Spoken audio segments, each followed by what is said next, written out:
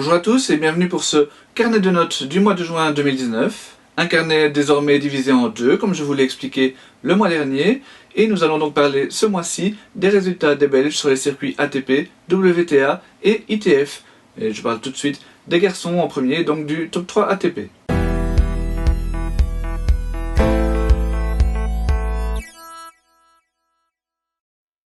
Et la première place du podium ATP revient, comme le mois dernier, à David Goffin, qui confirme son retour au premier plan. Il avait déjà montré de très belles choses à Roland-Garros, et le retour sur le gazon lui a fait énormément de bien également.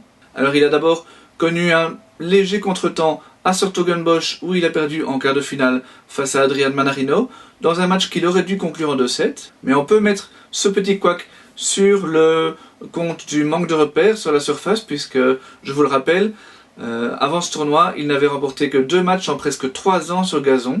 Et il faut préciser également que le Français a ensuite remporté le tournoi, donc c'est pas vraiment une contre-performance. D'autant que David a ensuite enchaîné avec un superbe tournoi à Halle, où il a atteint la finale, sa première depuis 1 an et demi. Sur sa route, il a pris la mesure d'Alexander Zverev au terme d'une superbe bagarre qui s'est achevée au tie-break du dernier set. L'Allemand, c'est vrai, traverse une petite crise dans sa carrière, mais il jouait tout de même devant son public dans un tournoi qu'il apprécie, donc ça reste vraiment une très belle perf de David. Et en finale, il a encore fait jeu égal pendant un set avec le maître Roger Federer, donc vraiment, il y a bien pire pour aborder Wimbledon, où on espère qu'il va vraiment nous faire un très gros parcours. Ruben Bummelmans a également retrouvé des couleurs à la faveur de la saison sur herbe, lors de 3 tournois Challenger, des CH125, donc parmi les plus gros de la saison. Il n'a pas perdu une seule fois au premier tour. Alors, dit comme ça paraît pas grand chose, mais quand on sait qu'il a perdu d'entrée 11 fois sur 15 de janvier à mai, c'était déjà rassurant en soi. Mais il a fait mieux que ça encore, puisque s'il s'est arrêté au deuxième tour à Surbiton, il a atteint le 3e tour à Ilkley, et surtout les quarts de finale à Nottingham. Et cerise sur le gâteau, il est parvenu à sortir des qualifications à Wimbledon, pour la 6e fois déjà, et aucun joueur avant lui n'avait réussi cette performance depuis l'Air Open. Donc chapeau à Ruben pour ça, et on espère évidemment qu'il va poursuivre sur sa lancée durant l'été. Kimur Coppejans a lui fait l'impasse sur la saison sur gazon. Enfin, il a tout de même disputé les qualifications de Wimbledon, où il a échoué au premier tour, mais de manière totalement logique puisqu'il n'a eu qu'un seul jour pour effectuer la transition depuis la terre battue. Plus à l'aise sur la surface ocre, Kimur a préféré rester sur terre battue après Roland-Garros pour essayer d'y grappiller un maximum de points ATP. Un choix gagnant puisqu'il a atteint les quarts de finale au Challenger de Lyon avant d'atteindre la finale de celui de Blois. Il s'agit de la 8e finale en Challenger de l'Ostendais, mais la première depuis le mois de septembre.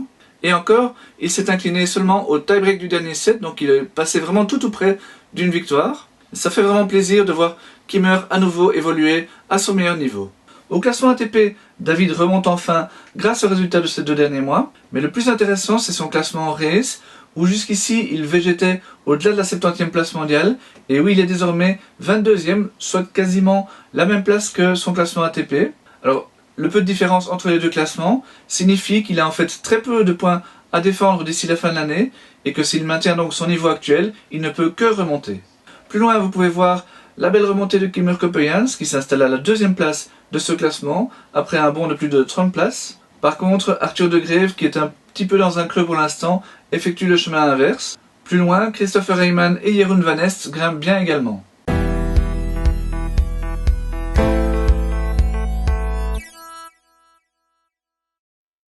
Si nos 3 meilleurs représentants occupent les 3 premières places de notre podium ATP, la situation est très différente chez les filles, où nos joueuses du top ont connu des résultats plutôt mitigés sur gazon. Et c'est donc à Grete Minen que j'accorde la première place, car ses débuts sur la surface ont vraiment été très intéressants. Après un tour franchi au tournoi ITF W100 de Surbiton, elle a rejoint les quarts de finale du tournoi ATP de Sortogenbosch. Mais avant de jouer ce tableau final, elle était sortie des qualifications en dominant la tête de série numéro 1 du tableau, la française Fiona Ferro, et surtout Sabine Lisicki, ancienne finaliste de Wimbledon. Et dans le tableau final, elle a encore battu 2 top 100 avant de s'incliner en 3-7 très serrés, donc en quart de finale, face à Kudermetova qui est 60e mondiale. Il s'agissait du 2e quart de finale de Grete sur le grand circuit, après celui de Hobart en janvier. Bon, elle a perdu ensuite au premier tour des qualifs à Majorque, mais elle est passée à un match seulement de rejoindre le tableau final à Wimbledon. Malheureusement, elle est tombée face à la sensation Corey Gauff, un trop gros morceau pour elle très clairement, mais son mois reste tout de même très positif. Isaline Bonaventure peut également être satisfaite de sa saison sur gazon. Bon, elle a tout de même débuté le mois par un dernier tournoi sur terre battue au WTA 125 de Bol, où elle a franchi le premier tour. Par la suite, elle a réussi à sortir des qualifs à Sortogenbosch et même à se hisser au deuxième tour du tableau final. Elle a ensuite poursuivi à Majorque, où elle a une nouvelle fois réussi à se qualifier pour le grand tableau, avant de ne perdre qu'en 3-7 très serrés face à Angélique Kerber, la tenante du titre de Wimbledon. Et justement, c'est à Wimbledon qu'elle a terminé son mois par une nouvelle qualification pour le tableau final, son deuxième en Grand Chelem après l'Open d'Australie au mois de janvier. Isaline s'est d'ailleurs fait une spécialité de sortir des qualifications dans les tournois du grand circuit, puisqu'elle y est parvenue déjà 9 fois depuis le début de la saison. C'est une preuve, s'il en fallait encore une, que la Stavlotaine est dotée d'une vraie force de caractère. Après un début d'année assez difficile, on espérait que Kirsten Flipkens retrouve le sourire sur son gazon fétiche, mais ce n'est que partiellement le cas, en tout cas en simple. À Sortogenbosch, elle a atteint un bon quart de finale, où elle a notamment battu la 32e mondiale Tsurenko, avant de perdre malheureusement face à une qualifiée. À Majorque et à Eastbourne ensuite, elle a eu la malchance de tomber d'entrée face à une tête de série, respectivement Kenin et Wozniacki. Elle a donc remporté malheureusement trop peu de points et va donc connaître une chute au classement, ça je vous en parlerai dans quelques secondes. Pas de tournoi WTA au programme de Jelena Wickmayer pour préparer Wimbledon, mais plutôt 2 tournois ITF W100. Lors du premier à Surbiton, elle s'est hissée en quart de finale, après une bonne victoire face à la Suissesse Golubic 79e mondiale. Elle a ensuite malheureusement perdu au deuxième tour à Ilkley. Ça ne l'a pas empêché de se qualifier brillamment pour le tableau final à Wimbledon, et ça fait vraiment plaisir de la retrouver à ce niveau-là. Notre numéro 1, Elise Mertens, a remporté quelques matchs sur gazon pour se hisser en quart de finale à Majorque et au troisième tour à Eastbourne. Par contre, elle a perdu d'entrée à Sortogenbosch, et à Eastbourne, elle a tout de même été assez largement battue par Karolina Pliskova. Le bilan de sa préparation pour Wimbledon est donc plutôt mitigé. Comme l'est celui d'Alison Van Uytvanck, qui aura beaucoup à perdre à Wimbledon. Tête de série numéro 1 de l'ITF de Surbiton, elle s'est arrêtée en quart de finale. Elle a ensuite perdu au deuxième tour à Sortogenbosch et à Majorque, face à des joueuses qui semblaient pourtant à sa portée. Au classement, je vous le disais il y a quelques instants, Kirsten Flipkens paye son début d'année assez médiocre et sort pour la première fois du top 100 depuis fin 2015. Plus loin, Kimberly Zimmerman recule également et Anne-Sophie Mestak, qui a arrêté sa carrière, sort définitivement du classement. Par contre, il y a quelques bonnes nouvelles aussi, vous voyez que Grete Minen se rapproche de plus en plus du top 100. Lara Salden fait également une très belle opération et on n'oublie pas le retour de Magali Kempen dans ce classement WTA.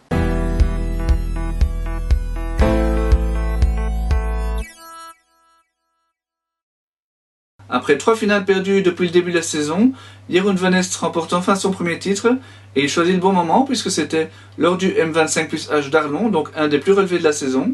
Bon, il a bénéficié d'un petit coup de pouce tout de même au premier tour puisque son adversaire menait 3-1 au dernier set avant de devoir abandonner. Mais par la suite, Jeroen n'a plus perdu une manche et a dominé notamment la tête de série numéro 2 en quart et le favori numéro 1 en finale, le péruvien Varias. Ce même joueur avait pourtant assez facilement battu Jeroen 2 semaines plus tôt en quart de finale du M25 de Martos. Et entre les deux tournois, le Belge avait disputé le Challenger de Bratislava où il a franchi le premier tour, ce qui est une première pour lui à ce niveau-là. Jeroen s'est donc montré très prolifique ce mois-ci et ça aura vraiment une grande importance sur son classement et les tournois qu'il pourra disputer durant l'été. On n'avait pas énormément vu Yannick Mertens depuis le début de la saison. Il n'avait jusqu'ici jamais réussi à enchaîner 2 victoires dans un Challenger et une seule fois dans un M25. En juin, il a tout de même atteint une demi-finale au M25 de Martos, ce qui est nettement mieux. Et la semaine suivante, il franchissait encore le premier tour dans le M25+H de Palma del Rio. On espère que ces 2 résultats constituent l'amorce d'un retour pour Yannick. Blessé mi-avril, Zizou Bergs a fait son retour en juin. Un retour d'abord timide avec une élimination au premier tour du M15 d'Altenkirchen. Mais Zizou est ensuite monté en puissance pour atteindre un premier quart de finale au M15 de Balaton Almadi et où il a malheureusement dû abandonner. Et ensuite, il a atteint un autre quart de finale, cette fois dans le M25+H d'Arlon. C'est donc un retour assez positif pour Zizou, qui devrait assez rapidement retrouver le niveau qui était le sien cet hiver. Enfin, une petite mention pour Simon Beaupin, qui écumait les futurs, surtout les qualifications, depuis 4 ans, avec des résultats assez mitigés, en tout cas jusqu'à l'été dernier. Et durant la série de futurs belges de l'été 2018, il a atteint ses 2 premiers quarts de finale, mais n'a malheureusement pas réussi à confirmer en ce début d'année. Fin mai, il avait réussi pour la première fois de la saison à sortir des qualifications d'un tournoi, c'était à Bucarest, mais il avait dû ensuite abandonner. En juin, il confirme son retour en sortant des qualifications du M15 de Tabarka avant de se hisser en quart de finale. Et à Arlon, il a tenu la dragée haute au Russe Gavashvili au premier tour. Je rappelle que le Russe est un ancien top 50 qui a été 2 fois 8e de finaliste à Roland-Garros et que Simon a tout simplement servi pour le match face à cet adversaire très coriace. Ces résultats sont donc vraiment très encourageants pour la suite de son été. Au classement, donc, Yannick Mertens remonte un petit peu et on peut surtout observer les belles progressions donc, de Simon Beaupin et aussi d'Arnaud Bovy grâce aux points qu'il avait pris lors de sa première finale fin mai. Mais la mauvaise nouvelle du mois, vous le voyez, c'est la chute de Clément Gaines qui a surtout annoncé qu'il mettait un terme à sa carrière suite aux nombreuses blessures qu'il a encore eues ces dernières années. Après Germain Gigounon, Yannick Reuter, Maximo Thom, Romain Barbosa, Jonas Merckx, Omar Salman, la liste des joueurs qui ont raccroché leur raquette depuis moins d'un an s'allonge encore. Il y a quand même de sérieuses questions à se poser au niveau des fédérations, et j'espère qu'ils se les posent, sur le soutien qu'il faut apporter à nos joueurs du subtop.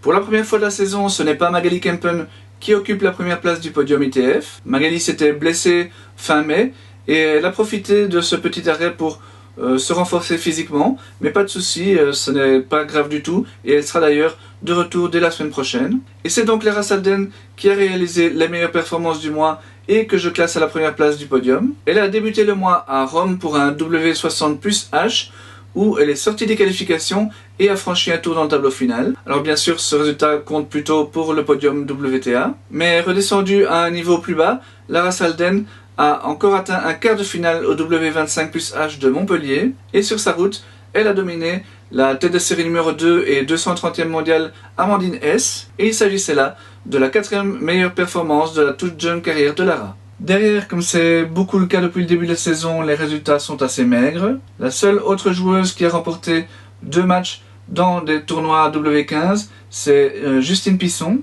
Elle a en effet rejoint le deuxième tour à Banja Luka et à Tabarka, avant de perdre au premier tour des qualifications à Alkmaar. Un bilan mitigé donc pour Justine qui peut faire beaucoup mieux que ça.